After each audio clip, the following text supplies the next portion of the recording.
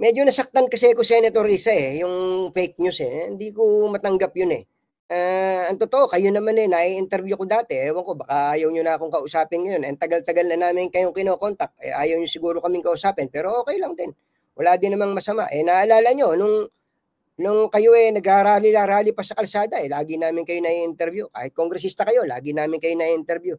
Pero okay lang, wala namang problema doon. Pero yung tatawagin nyo kaming fake news, masasaktan po talaga kami doon. Dahil hindi po, unang-una, pag pinakinggan nyo yung aming programa ni Kumbachero, takang-taka nga kami. Hindi nga kami makapaniwala. Di ba narinig nyo yun?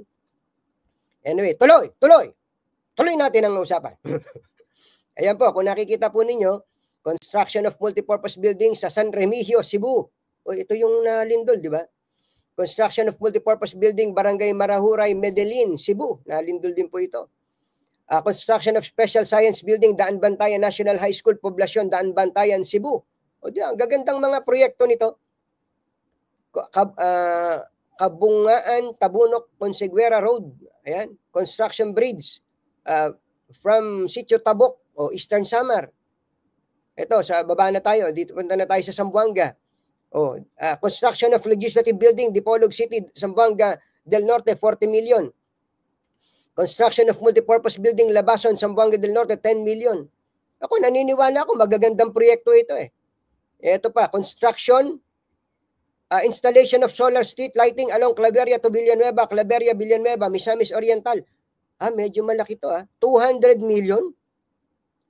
Ito, construction of Lagindingan, ito, parang familiar ako dito. Maganda po ito. Construction of Lagindingan, Iligan City, Alternate Road, Misamis Oriental, Package 3, 200 million. Maganda po itong project na yan. Kailangan pong papuntang airport yan Di ba? Lagindingan. Ito pa. Ito na, flood control. Construction of flood control structure along Sawaga River, Linabo Bridge, Barangay Section, Barangay Violeta, Malay-Balay, Bukidnon. Package 1, 200 million. Alam niyo po ba, dahil sa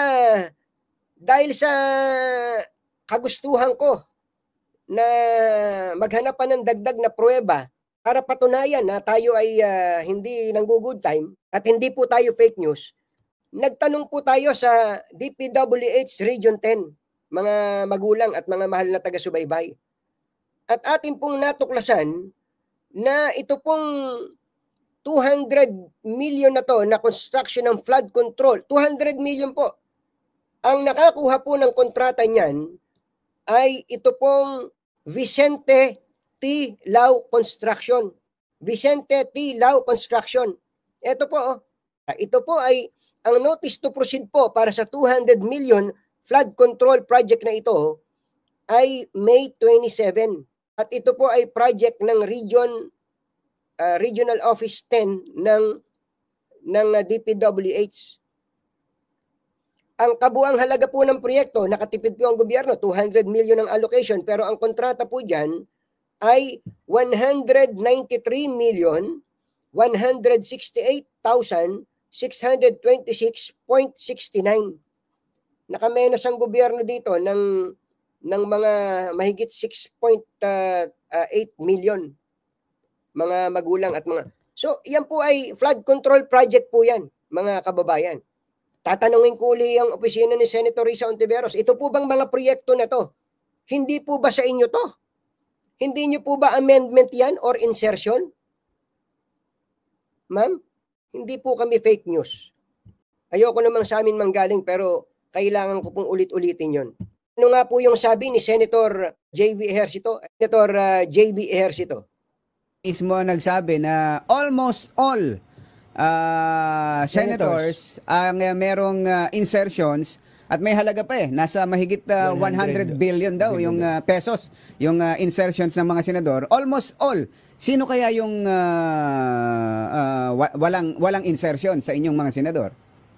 Tingin ko all. Huwag din niyang sabing almost all. Tingin ko all. Kasi, talaga? Alam niyo, isa sa, yung insertion, hindi po masama yan. Ngayon na lang po napasama yan. The amendments is part of our job as legislators. Kaya nga po kami, after may pasay National Expenditure Program o yung President's Budget, dumadaan po ng Kongreso yan. No? Kaya ho kami nagbabudget hearings para mapakinggan ang concerns ng bawat ahensya at departamento. At yung pong sinasabing insertions, ini-introduce namin yan yung amendments. Sabihin na natin amendments kasi ang sama na ng insertion no? We introduce amendments after the budget hearing, during the budget hearings or deliberations, kapag yung mga ahensya, departamento na amin pong in-sponsor, in my case, DOTR po ako kahapon, nagsimula kami ng budget hearings, ang inaaprubahan, meron silang proposed budget. No? Halimbawa, para sa kanilang mga proyekto, yung mga railway, mga airports, at iba pa. Pero ang inaaprubahan ng DBM through the National Expenditure Program, ito lamang. So, kung titignan mo, kulang na kulang. Kaya ang trabaho namin, ako bilang chairman, to introduce or to recommend yung pong amendment o insertion. Halimbawa po yung DOTR, no, yung pong railway system natin, yung Metro Manila Subway System, North-South Commuter Line. Bagamat yan po ay loan from Japan, from JICA, meron ho tayong government participation, yung GOP na tinatawag. Nabawasan po yan na dati na ilagay sa program funds. Tinulak natin na mailagay sa program funds. Yan po, mga kababayan. Ang nagsalita po dyan, si Senator J.V. Ejercito. At siya po mismo ang nagsabi, ang amendment ay insertion. Ang insertion ay amendment. Wala pong masama sa insertion.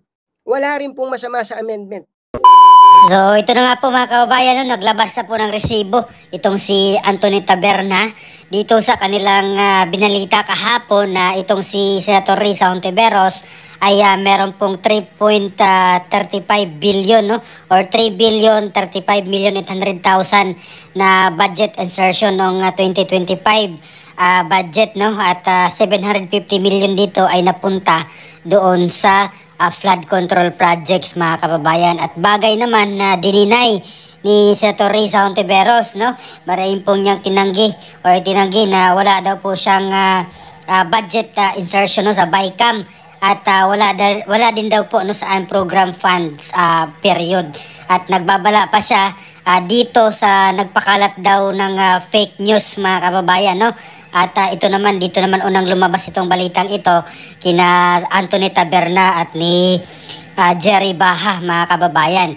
At ngayon, ito na po, naglabas ng mga resibo, no? Galing po daw po ito sa Senado, itong source ni Anthony Taberna, na kung saan naka-itemize po mga kababayan lahat ng mga proyekto no, na nakapangalan dito kay Senator Risa Hontiveros mga kababayan. So buong Pilipinas po ito mga kababayan no, ng mga proyekto. Meron sa Luzon, meron sa Visayas, at meron din sa Mindanao mga kababayan. At antabayan natin kung ano pong sagot dito ni Senator Risa Hontiveros no, dito sa inilabas na mga resibo, mga items mga kababayan, mga records no, na kung saan na makikita natin na talaga namang meron pong mga proyektong nagaganap mga kababayan. Kasama rin po ito yung pangalan ng project, anong address at magkano mga kababayan, at dito po kung sino po yung nakalagay ditong proponent no, dito po in this case kay Senator Risa Hontiveros. Abangan natin mamaya, baka may respect po itong si Senator